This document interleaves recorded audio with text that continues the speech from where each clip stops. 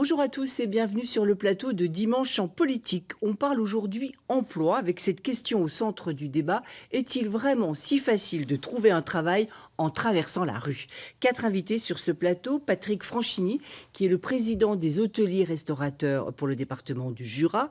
Face à lui, Damien Pagnoncelli, secrétaire départemental de la CGT du territoire de Belfort. Étienne Boyer, chargé, lui, de l'orientation, l'emploi et la formation au MEDEF de Franche-Comté. Et puis Martial Bourquin, c'est le sénateur PS du Doubs. Alors, la scène se déroule dans les jardins de l'Élysée. Un jeune chômeur se plaint auprès d'Emmanuel Macron de ne pas trouver du travail. On écoute ou réécoute ce que lui répond le président de la République. Je traverse la rue, je vous en trouve. Ils veulent simplement des gens qui sont prêts à travailler, avec les contraintes du métier. Ouais.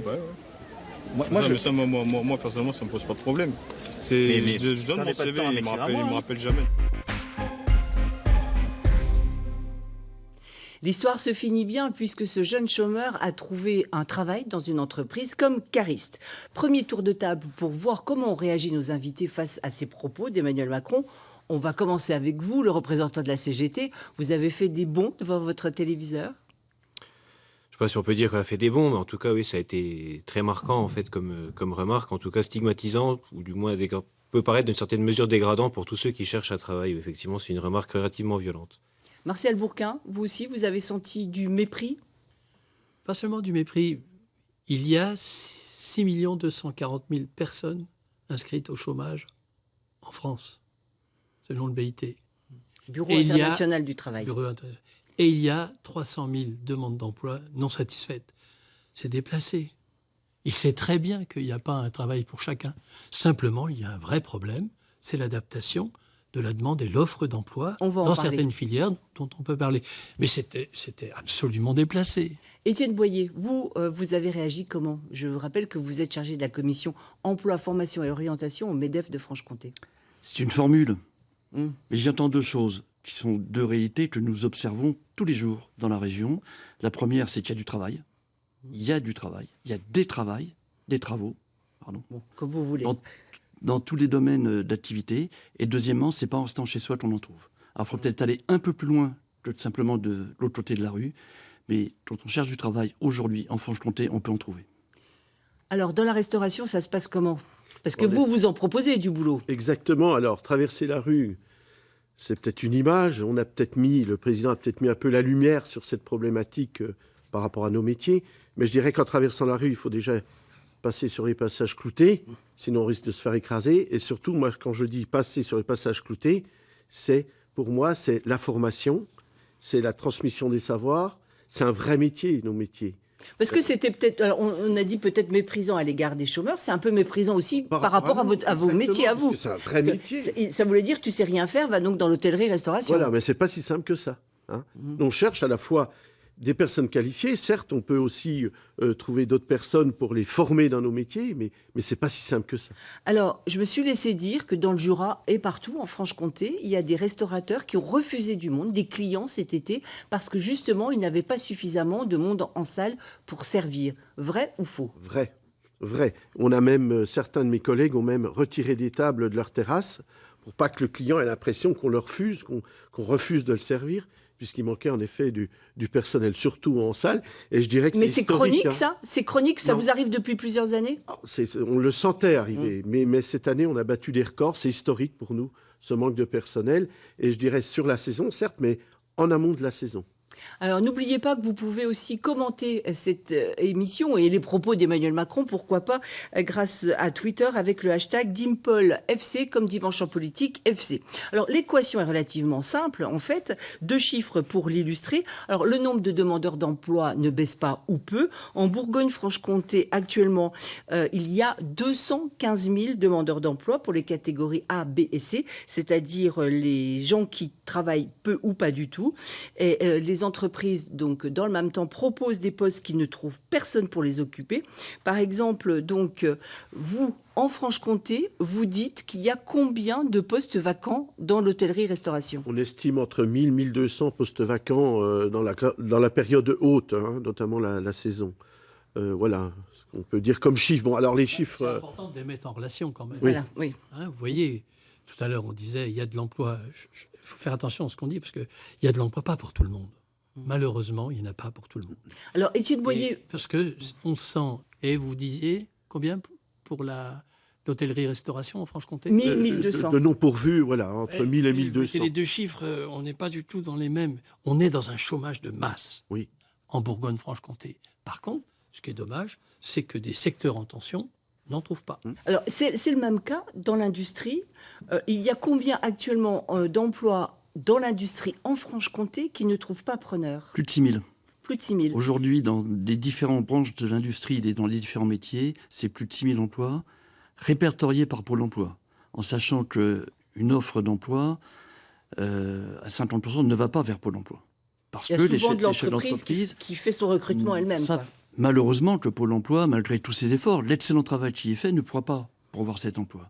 Donc si les chiffres officiels sont à plus de 6 000, c'est-à-dire que l'arrêté, c'est bien au-dessus de 10 000 emplois dans l'industrie non pourvue en Franche-Comté. Alors vous voyez, si on additionne l'hôtellerie, restauration, l'industrie, on entend parler aussi du bâtiment, de l'aide à domicile, etc. Il y a quand même des choses à faire, quoi. Si vous le voulez bien, pour qu'on ait un vrai débat. Et on est là pour ça. Quels emplois Est-ce que ce sont des emplois à durée déterminée? Est-ce que ce sont des emplois à mi-temps? La précarité a gagné de façon impressionnante. Et si on ne prend pas en compte tout ça, y compris parfois pour 3 emplois, il faut une personne. Parce que c'est évident, dans le service à la personne, il y a des personnes qui sont prises et qui ont des fois 3 boulots. Et il faut regarder la qualité des emplois. Et ensuite, si on veut un vrai débat, il faut parler de l'attractivité de ces filières. Parce que depuis des années, j'ai été responsable de la formation en Franche-Comté, vice-président. Au conseil régional. Au conseil régional. Et on parle des mêmes choses sur les mêmes filières depuis un certain temps. Sur l'industrie, je suis vraiment très attaché à l'industrie. Il faudra arrêter de parler de l'industrie uniquement en termes négatifs. Attendez, on va peut-être faire réagir quand même la CGT, parce que pour le moment, on a entendu 3 autres invités. Vous, comment vous voyez ça avec, j'allais dire, votre lorgnette à vous de syndicalistes? Alors, la vue qu'on a effectivement... On partage certaines choses qui ont été dites ici. Par contre, moi, ce que je sais, par exemple, des exemples très concrets dans les entreprises, je sais globalement, par exemple, sur une usine comme Alstom, aujourd'hui, il y a 80 postes qui sont, on le sait, à pourvoir parce qu'ils n'existent pas. Pour autant, on ne met pas en face les embauches parce qu'il ne suffit pas de remplir les carnets de commandes pour pouvoir embaucher. Derrière, il faut aussi qu'il y ait une vraie vision industrielle, politique industrielle. Une stratégie dans les entreprises. Et aujourd'hui, on parle de la GPEC, justement, Alors, GPEC, la gestion prévisionnelle de l'emploi et des compétences, qui, aujourd'hui, est davantage un outil pour accompagner du changement, de la transformation, plutôt qu'un vrai outil d'anticipation dans les entreprises. Ça, on le constate, au cœur des entreprises, c'est quelque chose qui est vraiment prégnant. Et ça, c'est vraiment des sujets de fond, où je pense que là, il faut aussi qu'on puisse échanger là-dessus, parce que ça, c'est le cœur, au fond, du problème. Finalement, c'est d'avoir ces métiers qui ne sont pas pourvus, alors qu'effectivement, il y a des besoins, qu'on peut trouver les compétences aussi, parce qu'à un moment, il faut poser la question de la formation aussi, parce qu'on sait aujourd'hui qu'il y a des mutations dans les emplois. Tous ces emplois qui vont muter de demain, comment c'est pris en compte? Quelles propositions on peut faire aux salariés? Moi, je pense aussi, on peut que mettre en lien avec les nouvelles lois sur la formation, où je ne suis pas convaincu que si c'est le salarié qui est responsable de sa formation, par manque justement de cohésion dans la politique industrielle, je pense que là, y compris le salarié, sont en difficulté. On va faire réagir donc le patron d'un hôtel-restaurant. Vous êtes d'accord avec ce que dit la CGT? Oui, je suis en partie d'accord. On voit bien que dans nos métiers, on y vient en premier par passion. Hein, ça, il y en a certains qui viennent, c'est un choix par défaut. Voilà, mais on a trois catégories. Hein. Il y a les passionnés, il y a les pourquoi j'irai pas dans cette profession, par manque de connaissances, par image, on va essayer de s'en approcher. Et puis par défaut, parce qu'à un moment donné, les parents, ils savent plus où mettre leur enfant, on dit, tiens, va faire du service en salle. Oui, mais ceux-là, ils tiennent pas. Ceux-là, ils tiennent pas. On est bien d'accord. Mais on est prêt, nous, on ouvre en tous les cas, nos portes à des futurs employés dans nos maisons qu'on peut former. On a dans notre ADN, nous, vraiment la culture de la Justement, en parlant de formation, un chiffre, parce que le chiffre m'a vraiment semblé énorme. En Bourgogne-Franche-Comté, le budget de la formation est de 110 millions par an pour la formation des chômeurs. Mais vous, ce que vous cherchez, c'est pas que des passeurs d'assiettes, si j'ose dire. Non, surtout pas. Surtout Là, pas. vos métiers Notre évoluent. image, il Parce faut qu'on parlait de complètement, l'évolution des métiers. Dans l'industrie, on peut le comprendre. Chez vous aussi, ça évolue. Exactement. Nous les gens de salle aujourd'hui, c'est plus dans l'accueil, c'est plus de parler des produits, de parler de sa région, d'avoir ce contact humain fort. C'est ça le serveur. Et d'avoir le sourire, c'est un vrai métier, hein, d'avoir le sourire. C'est clair. Je le dis souvent, on vient plus facilement dans un restaurant, on a un beau sourire où l'assiette est simple, normale, que l'inverse, on a une super assiette où le serveur vous tire une... Vous tire quoi? Voilà, Vous tire... voilà, c'est ça. Non, mais c'est hyper important, ça. Et Étienne Boyer, vous vous occupez donc de la commission formation, orientation et emploi au MEDEF. Vous faites aussi partie du CREDOF, c'est l'organisme qui gère justement ces plans de formation avec la région, avec l'État, avec les syndicats et le patronat. Ces 110 millions, vous en faites quoi? C'est une bonne question. Oui, et je vous la pose. Et je vous en remercie. Mais je voudrais d'abord revenir sur le type d'emploi. Les emplois dont je parle, c'est essentiellement du CDI dans des métiers qualifiés avec les rémunérations afférentes. Donc, on pourra parler rémunération. Parlez-en maintenant, puisque vous en... Écoutez, dans l'industrie, je vais prendre plusieurs exemples. D'abord, il faut savoir que nous n'avons pas de minima qui soit en dessous du SMIC. Donc, tous les salariés sont payés au-dessus du SMIC. Un régleur sur machine de production simple, je dirais le démarrage, c'est entre 1 700 et 2 200 euros bruts par mois, selon l'expérience, selon l'ancienneté. Si on parle, par exemple, d'un outilleur, d'un usineur, on part nettement au-dessus de 2 000 euros. Si on parle des soudeurs très spécialisés, on peut même arriver à 2 500, 3 000 euros. Donc on est sur des rémunérations... Donc c'est mieux payé dans l'industrie que dans l'hôtellerie-restauration. Oui, un peu mieux, mais bon, c'est pas trop la bataille des chiffres de salaire. Mais en tous les cas, je peux vous dire que nous... l'escalier, les avancées sociales se fait assez rapidement. Hein. Un jeune aujourd'hui qu'on emploie en début autour de 1 200 euros, hein, quand il arrive... Ça, c'est le SMIC, hein, puisque on va voir le SMIC est à 1185 euros net par mois. Ça, nous, on arrive parce qu'on est aux 39 heures, on arrive à peu près à 1 250 mais très vite, il gravit les échelons et très vite, on va faire réagir... Pour répondre à votre question sur la formation en parlant de l'attractivité. Pendant des années, on a travaillé sur l'attractivité de l'industrie en pensant que c'était le problème. Oui, parce que vous aviez une image de marque. Les usines, c'est sale, c'est bruyant et on est mal payé. Et puis ça ferme. Alors, on peut travailler avec des grands blancs en usine. C'est intéressant ce que vous venez de dire. Les usines, ça ferme. Ça fait 2 ans de suite en France où le solde entre les usines qui ferment et ouvrent est positif. Ça fait 2 ans qu'en France, on ouvre plus d'usines qu'on en ferme. Monsieur Boyer, en plus vous êtes membre du CREDOC. J'avais l'étude du CREDOC sur cette inadéquation entre la demande et l'offre de travail. Franchement, on a perdu presque 3 millions d'emplois dans l'industrie. Croyez pas que dans les consciences, ça joue quelque chose? C'est-à-dire, quand on ouvre son journal, on ouvre... ça va être la faute des journalistes. Alors non, ça, je vois ça arriver. Mais disons-le, on parle souvent de ces problèmes. Et inévitablement, un papa ou une maman vers son enfant va dire, va dans des filières d'avenir. Fais attention. Oui. Et c'est là où je partage certainement ce que vous dites tout à l'heure. L'attractivité, c'est quoi? C'est salaire, conditions de travail, la durabilité du contrat de travail, c'est-à-dire des CDI, et en sachant quand même que l'industrie a embauché beaucoup en intérim. Moi, je connais des personnes dans ma ville qui ont fait jusqu'à 3 missions d'intérim de suite avec une promesse d'embauche. Ils n'ont pas été embauchés. Alors, vous répondez quoi, Étienne Boyer? Alors, je réponds d'abord... Vous le laissez répondre. Je ne partage pas votre Vous le laissez répondre. Oui. Et après, on demandera tout à fait ce que vous dites, à la sauf CGT. que toutes les filières ont maintenant le même problème. Donc je pense que le problème va bien au-delà de l'image d'une filière. Il y a une question de relation avec le salariat, il y a une question de relation avec le travail. Qu'est-ce qu'on n'a pas entendu il y a 1 an et demi que le travail allait disparaître? Vous faites référence à Benoît Hamon pendant la campagne électorale. Et c'est un vrai sujet. Voilà. C'est un peu lancinant sur est-ce que le travail existera. Je pense qu'il y a un problème autour de ça. Sinon, on ne constatera pas que toutes les filières ont un problème d'image. Je voudrais revenir sur la formation. La réalité aujourd'hui, c'est de ces 110 millions. Beaucoup d'excellentes choses qui sont faites. Comment se fait-il? Je n'ai pas la réponse et je n'ai pas de solution, malheureusement. C'est comment se fait-il que des formations rémunérées vers des métiers où il y a une assurance d'emploi derrière, le métier de l'usinage, du tournage, enfin, tous les métiers de l'industrie, ne soient pas remplis? Comment se fait-il que des demandeurs d'emploi, on a 7 millions, Comment se fait-il qu'en Franche-Comté, à Besançon ou à Azincourt, quand on cherche 12 demandeurs d'emploi pour former des outilleurs, Pôle emploi fait un travail extraordinaire, contacte des milliers de personnes, et à la fin, si on a 8 ou 9, on est très content. Alors, je ne vais pas du tout rentrer dans la question des début, est-ce que les Français sont trop feignants? C'est pas le sujet. On va en parler quand même. Non, mais enfin, en tout cas, je vous le dis tout de suite, ce n'est pas le sujet. Ce n'est pas la question.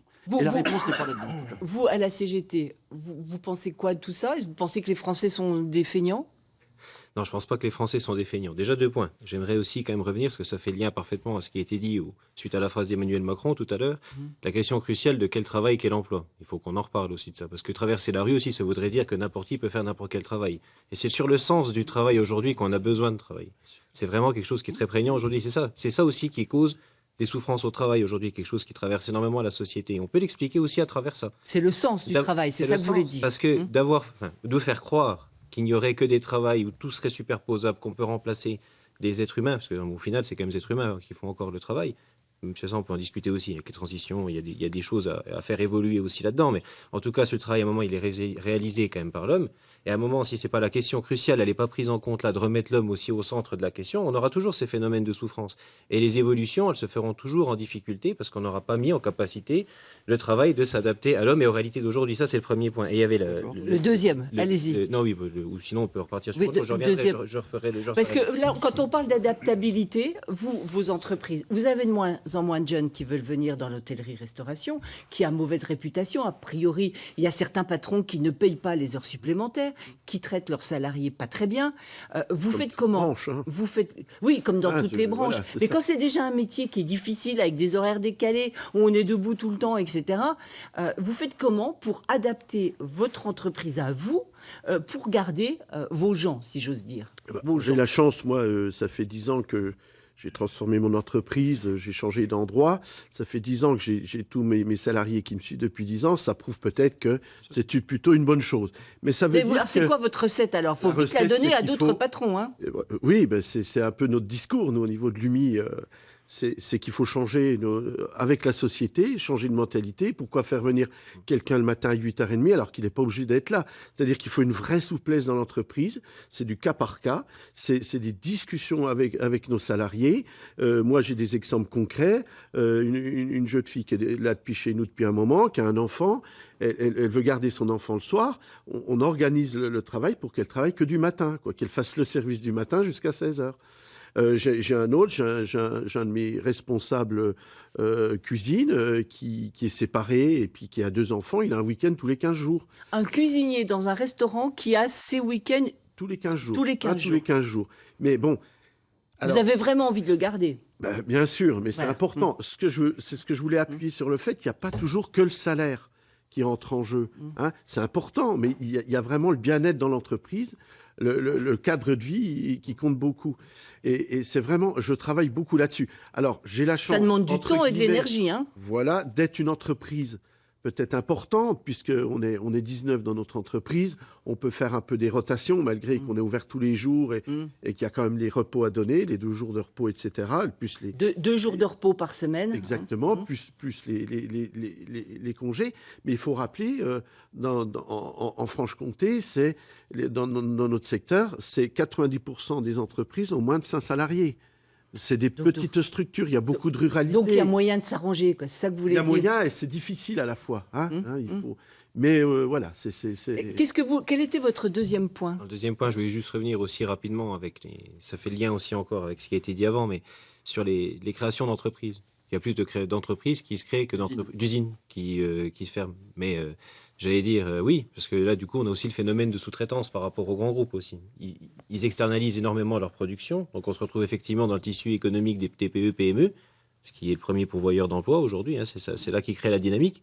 Et pour autant, eux, ils se retrouvent aussi pressurisés par ces mêmes grands groupes, qui aujourd'hui, on le voit aussi bientôt, encore très prochainement, avec des annonces chez General Electric, qui, eux, veulent faire des remontées de cash immédiates pour financer effectivement des dividendes. Et ça, c'est un vrai enjeu. Et ça, c'est plus une politique, ça revient à ce que je disais tout à l'heure, c'est plus une politique, la division industrielle à long terme, elle est court-termiste parce qu'on est sur la rentabilité financière.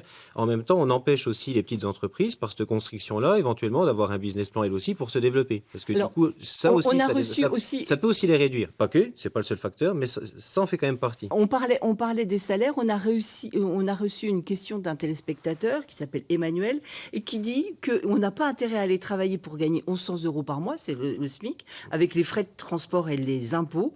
Est-ce que c'est pas plus facile de rester à la maison? Mais vous dites quoi? Ça aussi. C'est un petit peu raccourci aussi. Par contre, je pense que je partage aussi ce qui a été dit. Là, on se le dit comme ça, le mieux vivre dans l'entreprise et au travail, ça peut être une réalité. Effectivement, se déplacer peut-être pour 1100 € à 20 km, des fois, ça peut péjorer, effectivement. On peut avoir l'achat d'un véhicule qu'on n'avait pas avant, des choses comme ça.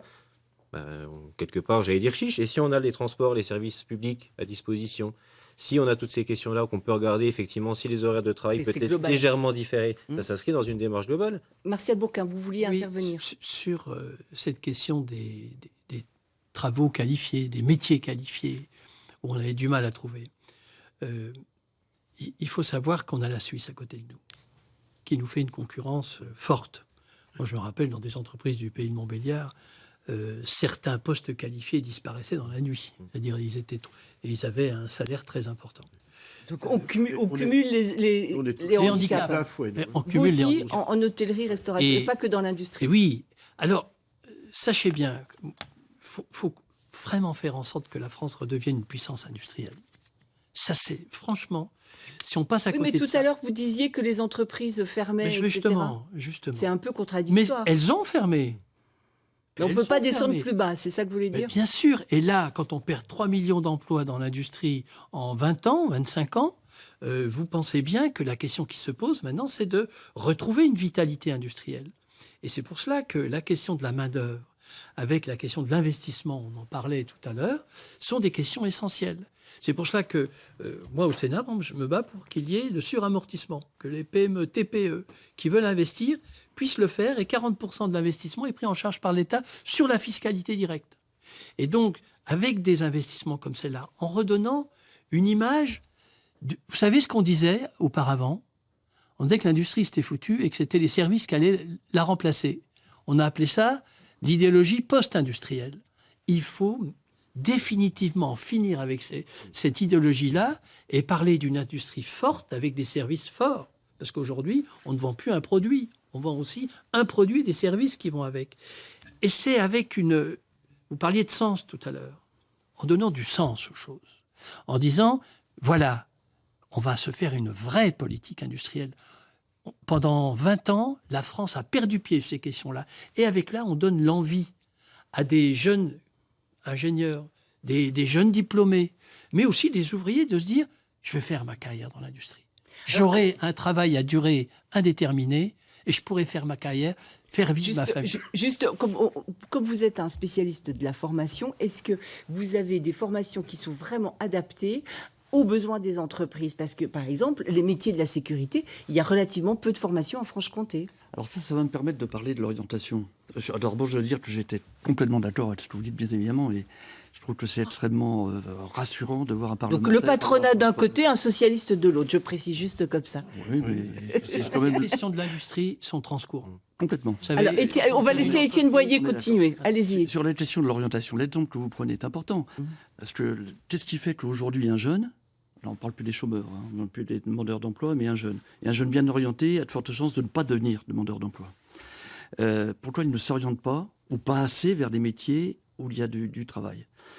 C'est une bonne question. Peut-être qu'il ne les connaît pas bien. Il les connaît pas bien. Sûreté, sécurité. Il y a un bac professionnel. Il y a 2 sections en Bourgogne-Franche-Comté, dans l'enseignement public, de bac pro. Ça fait 2 classes de 30, Ça fait 2 classes de plutôt 25 que 30. Et en gros, ils en prennent 1 sur 10. Donc, le manque de la jeunesse, voilà, à la sortie, ils ont tous du travail. C'est-à-dire qu'il y a 10 fois plus de jeunes qui veulent rentrer dans cette formation. Alors, pourquoi l'éducation nationale n'ouvre pas? Je ne suis pas le plus à même de répondre à cette question, mais enfin, c'est... Voilà, orientation, les sections... Il y a un temps, j'allais dire, un temps de réaction d'une grosse machine comme l'éducation nationale, peut-être pour se mettre en place. On travaille de plus en plus dans l'orientation, la mise en commun de moyens de formation. Les progrès sont, je dirais, constant entre l'industrie, entre l'économie et l'éducation nationale. Je pense que malheureusement, au regard des besoins, on ne va pas assez vite. Je revenir sur l'industrie, ce que vous avez dit est bien sûr complètement vrai, et ça donne du sens. C'est ça qui est fort dans ce que vous dites. Mais aujourd'hui, la semaine dernière, il y avait Micronora à Besançon, le premier salon européen des microtechniques. Dans presque tous les stands, il y avait des affiches, non pas sur les produits, non pas sur... on recherche wanted, on cherche des compétences. Donc aujourd'hui, ce qui freine le développement des entreprises, le suramortissement, c'est évident qu'il faut le faire, vous avez raison, mais le frein au développement des entreprises aussi, aujourd'hui, c'est l'absence de compétences. Mais alors, qu'est-ce que vous... Imaginons qu'on a des jeunes de 15 ans, des filles et des garçons, les deux. Qu'est-ce que vous leur dites pour aller dans l'industrie? Vous avez 30 secondes pour défendre... Venez nous voir. Il y a un dispositif qui marche très bien avec les demandeurs d'emploi, c'est les mises en situation. Le problème de la formation, c'est si on propose à un demandeur d'emploi, venez vous former, dans sa tête, c'est école, et souvent il est sorti du système scolaire en échec. Donc vraiment, ce qui marche bien, on le fait de plus en plus avec Pôle emploi, c'est de la mise en situation. Venez passer une journée, 2 journées, découvrir le monde de l'entreprise, découvrir... Parce qu'on ne les connaît plus, les métiers. On les voit et venez plus. voir les métiers. Et ça marche. Je voulais demander la même chose pour l'hôtellerie-restauration. Qu'est-ce que vous leur dites aux jeunes? Alors, je suis totalement d'accord avec ce que vous dites. Il faut venir en immersion dans l'entreprise. Pour nous, c'est important. Alors, on est aussi je pense... Pas quand on n'est que client dans un restaurant. Non, oui, une immersion dans les cuisines. En salle. Et ce que je pense aussi, c'est qu'on est vraiment dans un problème sociétal aujourd'hui. C'est-à-dire que les jeunes, à 15-16 ans, est-ce qu'ils savent ce qu'ils vont faire dans leur avenir? Est-ce qu'on peut aujourd'hui dire... Tu vas faire toute ta vie dans l'industrie, dans l'hôtellerie. Vous avez parlé de métier passion. En quoi vous avez 10 secondes? En quoi c'est passionnant votre métier, vous, en cuisine? C'est passionnant parce que ce qu'on aime, nous, dans nos métiers, c'est de partir d'un produit brut à un produit fini. Ça demande un vrai travail, de la fourche à la fourchette, je le dis souvent. Mais c'est également, on le voit, il y a un tiers des jeunes qui sont intéressés par nos métiers. Qui sont émerveillés parce que tout ce qu'on voit à la télévision, c'est Top Chef, et puis c'est donner du plaisir aux gens. Exactement, ça voilà. c'est le bout de la chaîne. Voilà, merci messieurs d'avoir participé à cette émission. Merci d'avoir... Oui, ça va vite, Martial Bourquin. Merci d'avoir participé à cette émission. Bon dimanche après-midi à tous.